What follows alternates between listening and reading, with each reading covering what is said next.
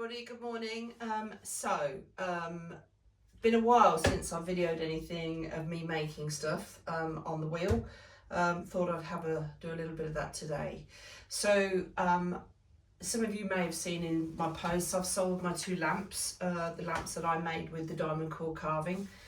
I've made a strategic decision recently that I want to really start working more in my pottery for one-offs and pieces that I feel I get the satisfaction out of making, that pushes me to the next level. And I love the lamp idea, and the people that bought the two lamps actually have asked me to make them a lamp with red involved in it for a specific room. And then when I was looking online at some handmade lamps, I found such a simple idea, but I'm going to have a go at doing 3 orbs on top of each other. So I want it to be quite a substantial lamp. And those orbs, if they look like balls, can be done as 3 colour tones going down the piece. In my head, I can see orange, red, and then magma at the bottom. So it's really quite distinctive, and there's some volcanic sort of, the clay isn't just all smooth, there's some reactions and some marks and movement on the clay. So I've made up 3 balls and I've done 3 lots, so I've got plenty to try, and I have done them, so you know, I have done the big ball 1800 grams, £4. I've done the middle ball 1200 grams, £2.10. And I've done the top ball 800 grams, that's £1.12. Now that top ball might be too small because I do want these, they're going to be made to they're going to be joined together, and as we know, I can't have the bottom ball really thick and the top ball really thin because we might get cracking and things like that. So that's what I'm thinking about. So that's the intro, and really just watch and enjoy, and we'll see where we go from here. Okay, so I hopefully have all the bits that I need near me. This is a new bag. I usually find when I get my clay out of the new bag that it's a bit too soft for me. I'd like people's opinions on that actually, because you know, where do you find that you get your happy place with the clay? My key things to think about when I'm throwing is not too much water. Use as much of the slip as possible to do your work. The more water you add, the more this is going to be getting weaker and weaker as I do an orb shape. Now the other thing to know how I've wedged this, I've done a cut wedge system on the new bag, then I've weighed them, and then I've done a ram's head method to then knead the clay, but I have rotated the ram's head method 180 degrees 90 degrees, yeah, after doing it, so that it's had 2 ways of going. But I have left this ball so the cells of the clay are spinning that way. I'd like people's opinions on that, because this is just how I have learned and feel that the clay works better for me. I know I want the clay to be able to be movable, but I also want to make sure that I have the structure of the clay at its best. So right, so first of all, in the middle, get it as much in the middle as I can. This is the £4 piece of clay, so I'm not going to make this out, I'm not going to centre this out of multiple pieces. I'm just basically going to get it as centre as I can to that point. I'm going to pick up my orange Mud Tools sponge. I'm going to put my glasses on because that might help. And I'm just going to put pressure down. I'm going to get some water on it. Let me get myself ready. There we go. I'm going to get some water on it so my hand's sliding. But I'm going to put some pressure at the bottom so that it's sealed. And then I'm going to use that the foam to help me put pressure on this piece. So I'm putting pressure with the left hand, and then I'm putting pressure with the right hand foam, and I'm taking it up. So I can actually get some as centre as possible as I go back down.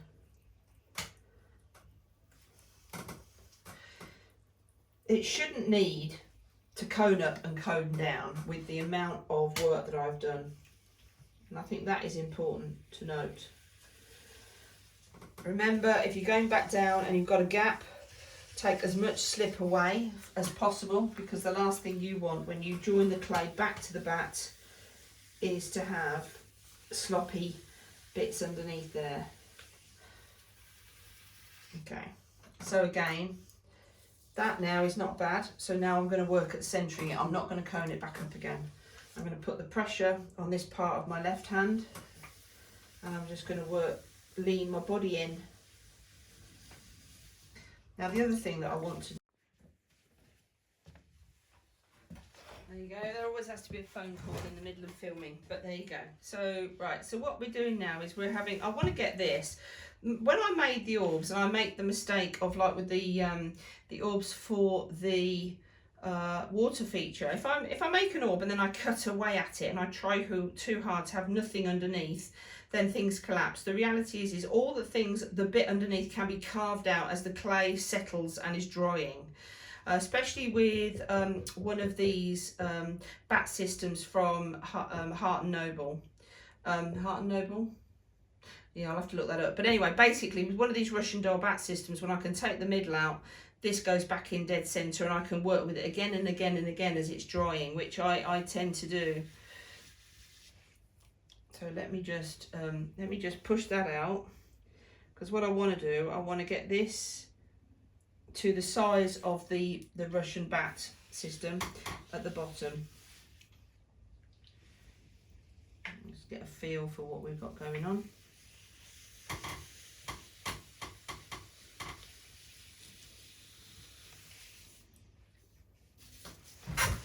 I tend to forget to turn my wheel right up, but I don't like really centering with the wheel right up.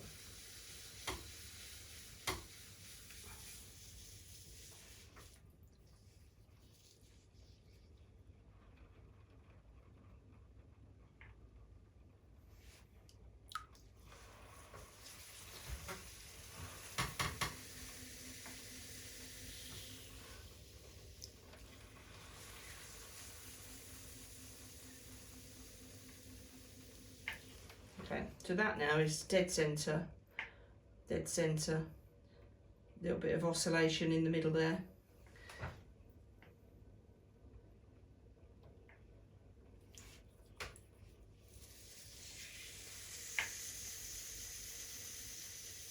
Okay, and I am within a centimetre of the back line, so I think that is fine for this first piece. So let's tidy up now.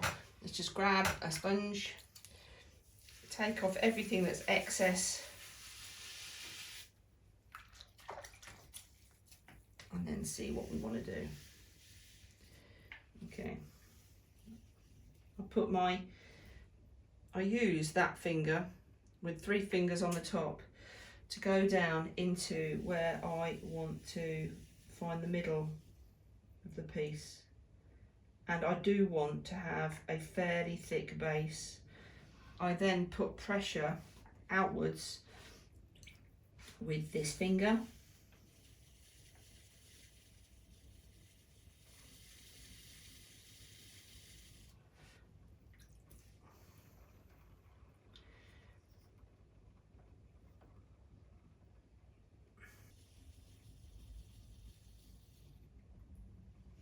I'm just going to put pressure on the base of this piece here, compress the clay. I'm going to have a fairly big hole underneath the bottom of this, because I've got to be able to get into work. And actually, I've just thought that is a problem. See, it's interesting, isn't it? You just think, how the heck are you going to tighten up? You've got to have enough space inside it to get to the top of it. So this isn't going to work.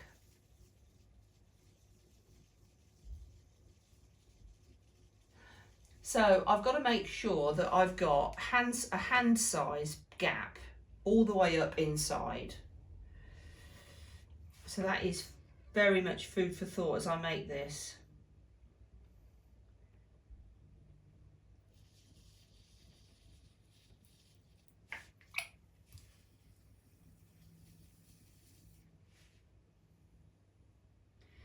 let's just have a look and see how deep that I've left this. So not too bad. I've given it a centimetre, 10mm on the bottom at the moment.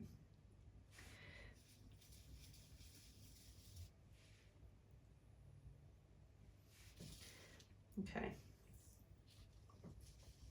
Okay, so now I'm feeling that I'm ready to draw up.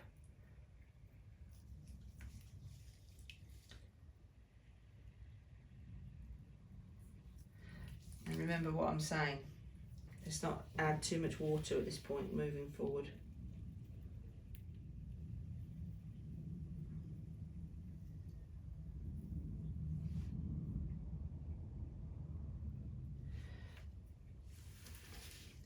Pull the slip inside.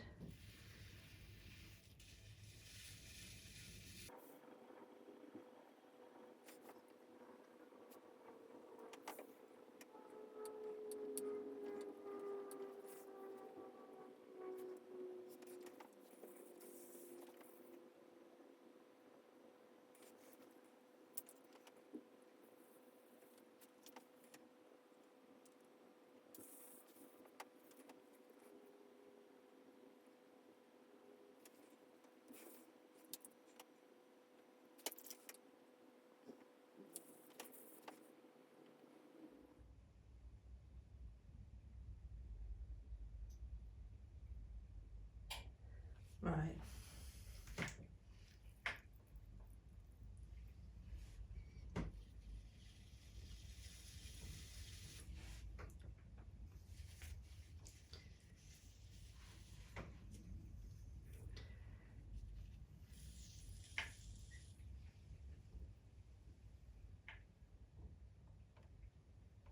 Start to make a bit of a shape now.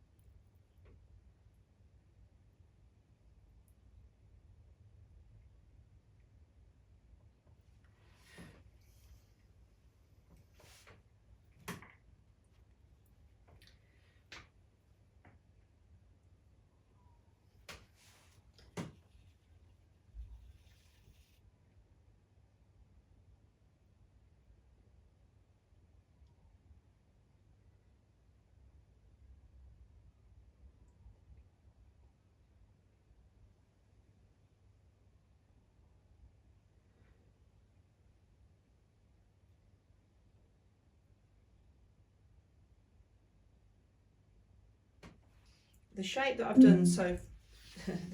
done so far, and I have really tried to remind myself that it's just the slip like this to work with, so it's not weak. And what I've done is I've sort of gone up as far as I've felt is okay, you know, with this thickness, and then I've just pulled it out a little bit to give the shape, and then when I get to the top, I'm really pushing my hands in.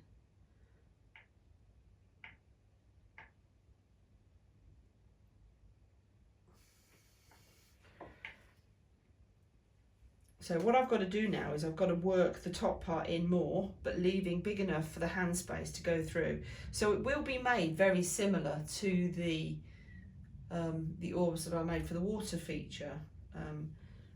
Let's just clean up a bit now, because now I've done the most of it, I don't need to worry about, because I'm not drawing up, I just need to keep working this top part in.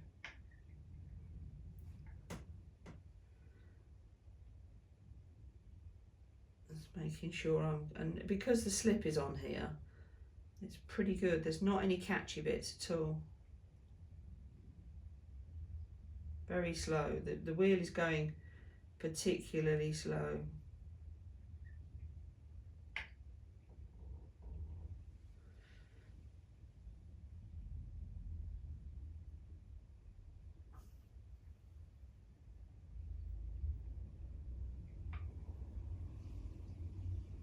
Now, as I said, remember when you're using a bat system, you're in quite a good position to be able to use the bat to put it back in on again to do any more further work that you need to do. So now I'm just going to clear my hands off and see what I've got going on.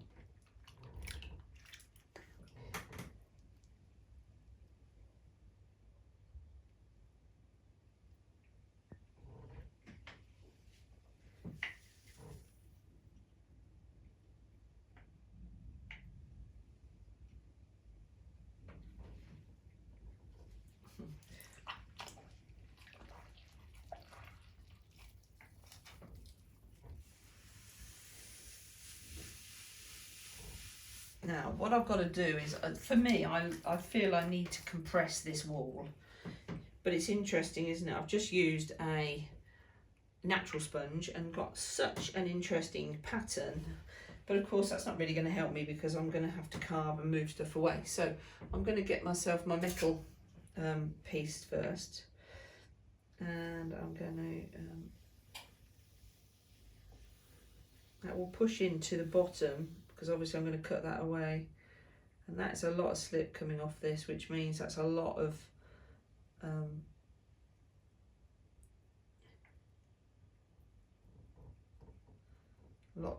holding it moist for longer. So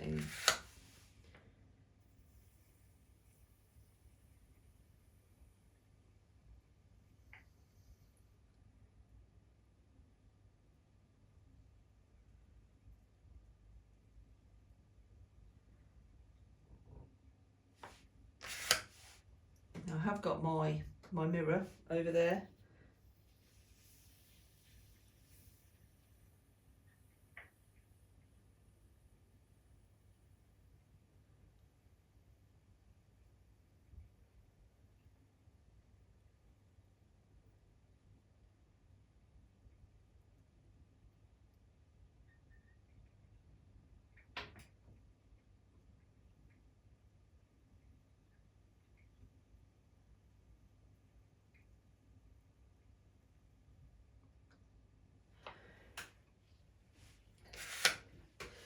Right, now going for my